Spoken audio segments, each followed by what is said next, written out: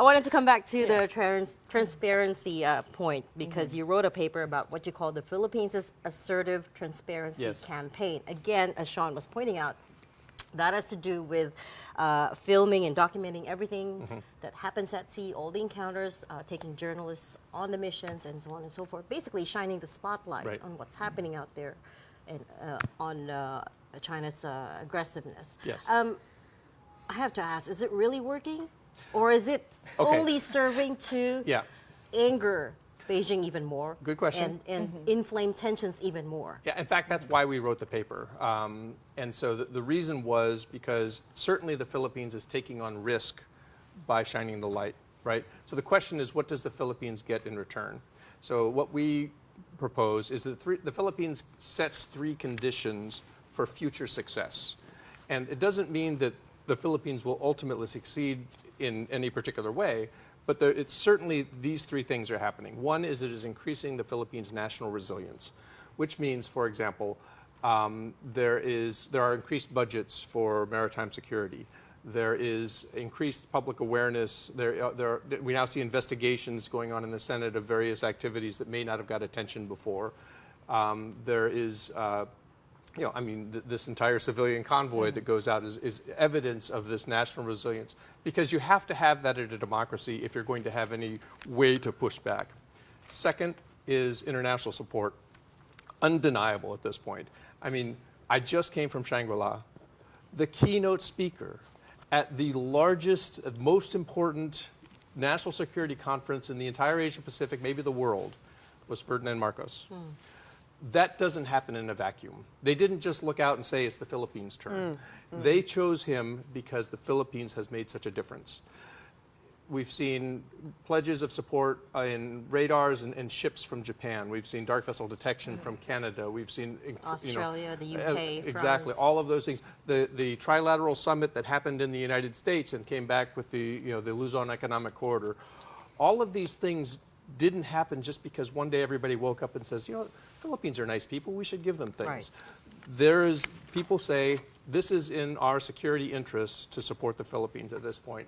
So all of this is to say that it's not just taking on risk. Now, the third thing, of course, is it's increasing the reputational cost on China. So far, China has seemed pretty willing to put up with that and has, as we said, has escalated in many ways. So the jury is still out on the final result of all this. What we were simply trying to do in putting out our paper is saying it's not just about taking on risk. It's not just about feeling good about yourself that you're finally pushing back. It's about actually getting some benefits in return. But surely the only benchmark of success that matters is that we avoid war, right? That's not the only. I mean, you talked about coming from the Shangri-La dialogue. You heard what the Chinese Defense Minister, Admiral Dong Jun, there was saying. He was all fired up, right? Well, and, and the reason I'm sort of, it's not only about avoiding war. And if you cast things only in terms of peace or war, then you sort of play right into their hands because they're trying to intimidate you by convincing you that the only outcome of this is war, when actually there are a myriad outcomes.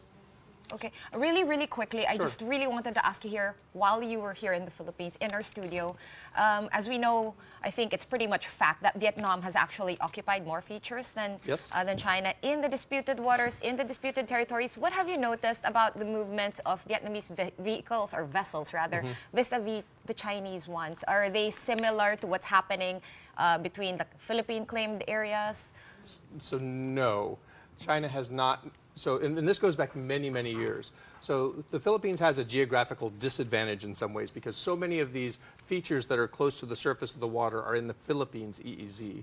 So while there are a lot of things that happen in and around Vietnam and Malaysia and others, the majority of the conflict or the confrontation happens in the Philippines EEZ. You have this huge fishing ground at Scarborough Shoal. You have this the gas deposit, supposedly. Mischief Reef with a major military base in the Philippines EEZ. Exactly. Vietnam doesn't have that. Malaysia doesn't have that. So it's a different kind of problem. So even though Vietnam and Malaysia and Indonesia handle things differently, they don't have as acute a problem with China as the Philippines It's closer to us. Nobody else has a blockade of one of their military outposts, right? Nobody else has this major fishing ground that is no longer available to their fishermen. So it is a unique problem that the Philippines has, And if you have other Southeast Asian nations wagging their fingers at you saying, you're not as smart as we are because we're better at handling it, say, okay, tell me what it's like when they start blockading one of your military outposts, and then come back and talk to me.